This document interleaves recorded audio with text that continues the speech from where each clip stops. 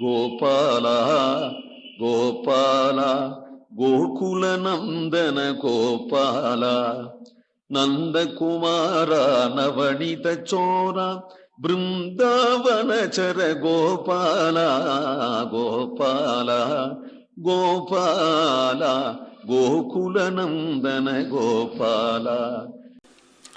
குற்றமின்றி குணம் பெருக்கி குருக்களுக்கு அனுகூலராயி செற்றமொன்றும் இல்லாத வன் கையினார்கள் வாழ்த்திருக்கோட்டியூர் துட்சி ஏழுலகுண்ட தூமணி வண்ணன் தன்னை தொழாதவன் பெற்ற தாயர் வயிற்றினை பெருநோய் செய்வான் பிறந்தார்களே.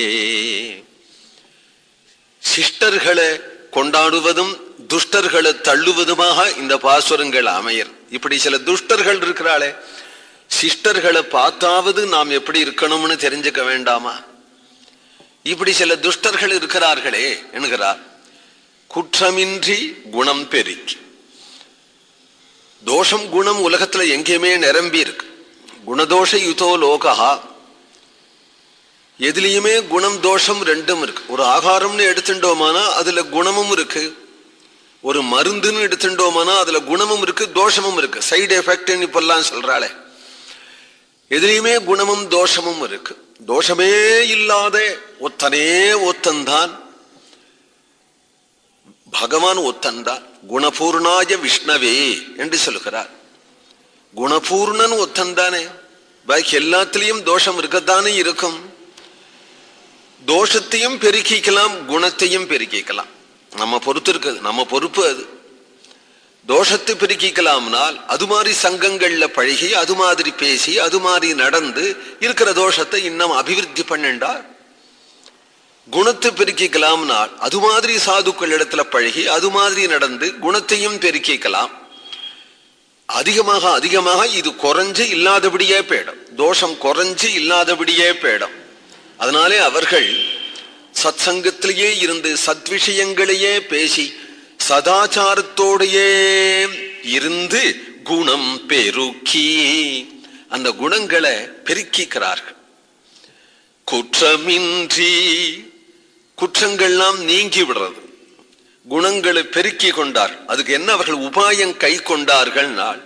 குருக்களுக்கு அனுகூலராய் ஆச்சாரியர்களை ஆசிரிச்சு அவர்களிடத்தில் தத்திர பாகவதான் தர்மான் சிக்ஷே குருவாத்ம தெய்வதா என்று ஸ்ரீ பாகவதம் சொல்றது. ஆச்சாரியனை ஆசிரிச்சிருந்தாலே போறோம். ஆச்சாரியன் இடத்துல அபிமானம், ஆச்சாரியனுக்கு நம்மிடத்துல அபிமானம் இருந்தா கூட போறோம். என்ன ஆகும்னா கொஞ்சம் கொஞ்சமா அவரையே பார்க்கணும்னு தோணும், அவரோடையே பேசணும்னு தோணும். அப்புறம் அவராட்டமே நாம் இருந்தா தேவையில்லையேன்னு தோணும். அவ்வளவு அவருடைய நல்ல ஒழுக்கங்கள், அவர்களுடைய ஆச்சாரங்கள், அவர்கள் பேசுற முறை, அவர்களுடைய எல்லாமே சங்கம் தானே. எது மாதிரி பேசி எது மாதிரி ஆச்சாரம் நடத்தைகள் உடையவர்களோ அவர்களிடத்துல பழகினா உடனே அது ஒட்டிக்கும். சாதுக்கள் இடத்துல பழகினா சாது ஆச்சாரம் தானே வரும். அதனாலே ஆச்சாரியனை ஆசிரியிக்கணும் என்கிறார். அதனாலதானே பிராட்டியே சொல்றாள், ஏன்பா இவ்வளவு பெருமை உடையவனாயிருந்தா அல்பனா இருக்க? இகசந்தோ நவாசந்தி சதோவா நானுவர்த்தசே என்கிறார். ஒரு ஆச்சாரியனை நீ ஆசிரியிக்கலையான்னு கேட்கிறாள் பிராட்டியே ராவணனை பார்த்து. இவ்வளவு பெருமையா இருக்க, உனக்கு ஈடு இந்திரன் கூட இல்லை, கடைசியில் இவ்வளவு அல்பனா இருக்கையா, அது எப்படி இருக்க முடியும்? அதுக்கு காரணம் உனக்கு ஆச்சாரியன் இல்லை, அதான அதுக்கு காரணம் என்கிறார். ஒரு ஆச்சாரியன் இருந்துட்டால் எவ்வளவு துஷ்டனா இருந்தாலும் அவன் திருந்தி விடுவனே. ஒரு தாய் தன் மகன் இப்படி இருக்கிறானே அப்படின்னு அழறத காட்டிலும் ஆச்சாரியன் அழுவான். தன்னை ஆசிரிச்சவன் இப்படி இருக்கிறானே என்று நினைச்சு ஆச்சாரியன் கண்ணீர் விடுவான். தாய் கண்ணீர் விடுறது கூட பலிக்குமோ பலிக்காதோ, ஆச்சாரியனுடைய கண்ணுல கொஞ்சம் கண்ணீர் வந்துட்டதானால் ஆச்சாரியன் கண்ணீர் வரும்படி இவன் பண்ணினான் அப்படிங்கிறதுக்கு இவன் நரகம் போக வேண்டி இருக்க, அவன் ஏன் கண்ணீர் விட்டான்? இவன் திருந்தலையேம் தானே கண்ணீர் விட்டான், அண்ணிலேன்னு அவன் திருந்திடுவான், நரகம் போக மாட்டான். ஒரு ஆச்சாரியன் துணை வேணும். குருக்களுக்கு அனுகூலராய், அனுகூலராயின்னு சொன்னார். இவனை திருத்தி தான் பணி கொள்ளும்படியாக வச்சுக்கணும்னு அவருக்கு ஆசை. குருக்கள் எப்பொழுதுமே சுள்ளு புள்ளுன்னு விழுந்துண்டு புறத்தியார குறை சொல்லிண்டு ஆசைக்க முடியாதபடி மாட்டினுட்டோமேன்னு சிஷ்யன் திணறாப்புல ஒரு குரு இருந்தாதானே அவருக்கு அனுகூலமா இருக்கவே முடியாதுன்னு இவன் ஆகிறதுக்கு. ஜன்மா பூரா ஆசைச்சனால அடேப்பா அவருக்கு அனுகூலமா இருக்க முடியாது அப்படின்னு இவன் ஆறுறதுக்கு அவர் அதோஷ தரிசியா. சிஷ்யன் எவ்வளவு தப்பு பண்ணினாலும் சிரிச்சுண்டே பழகிண்டு. ஏன்னா அவன் அப்படித்தான் இருப்பான். நாம் அவனிடத்துல கிருபைதான் செய்யணும் அப்படின்னு முதல்ல தன்னை புரிஞ்சுப்போமே. அவன் அப்படித்தான் இருப்பான். ஏன்னா குணபூர்ணனான சிஷ்யன் இருந்துட்டா அப்புறம் ஆச்சாரியனுக்கு பெருமையா?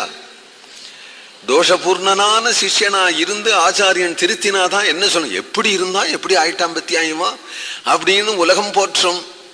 ஆச்சாரியனுக்கு அதுதான் பெருமை. அதனாலே அனுகூலராய் அப்படின்னு சொன்னா தனக்கு அனுகூலமாக இவன் இருக்கணும் என்று நினைக்காத ஆச்சாரியன் அவன் எப்படி வேணாலும் இருக்கட்டும் என் சிஷ்யன்தான், அவனை விடமாட்டேன் அப்படின்னு இருக்கக்கூடிய ஆச்சாரியன் சிஷ்யன் நினைவுல சொல்றாரு அனுகூலராய் என்று. சிஷ்யன் எப்படி இருக்கணும்னா என் ஆச்சாரியனுக்கு உகந்து இருக்கும்படி அடியேன் இருக்க கூடாதா? ஆச்சாரியனுக்கு இது பிடிக்காது, ஆச்சாரியனுக்கு இப்படி நான் இருந்தா தான் பிடிக்கும், அவருக்கு அனுகூலமாக நான் இருக்கணும் என்று ஒரு சதி எப்படி பதிக்கு அனுகூலமாக இருக்கணும் என்று நினைப்பாளோ அதுபோல ஒரு சிஷ்யன் ஆச்சாரியனுக்கு அனுகூலமாக இருக்கணும் என்று ஆசைப்படுவனா. குருக்களுக்கு அனுகூலராய் செற்றமொன்றும் இல்லாத வன்கையினார்கள் வாழ்த்திருக்கோட்டியோர். செற்றமனா அசூய, பொறாமையே இல்லாதவர்கள். வன்கையினார்கள் வள்ளல், எல்லாரும் வள்ளல் அள்ளி கொடுக்கக்கூடியவர்களா இருக்கக்கூடிய வன்கையினார்கள் வாழ்கின்ற திருக்கோட்டியோர் என்கிறார். அந்த திவ்ய தேசத்துல சிஷ்டர்கள் இருக்கிற அழக. துட்சி ஏழுலகுண்டே, துட்சினா பிடித்து ஒன்றோடு ஒன்று அடக்கி 7 உலகங்களையும் தன்னிடத்திலே அடக்கி கொண்டவனா இருக்கக்கூடிய மணிவண்ணன். மணிவண்ணன் தன்னை தொழாதவர். திருக்கோட்டியூர் அப்படின்னு சேர்த்து சொல்றது திருக்கோட்டியூர் மணிவண்ணன் தன்னை அப்படின்னு அன்வயிக்கணும். ஒவ்வொரு பாசுரத்திலையும் அப்படியே அன்வயிக்கணும்.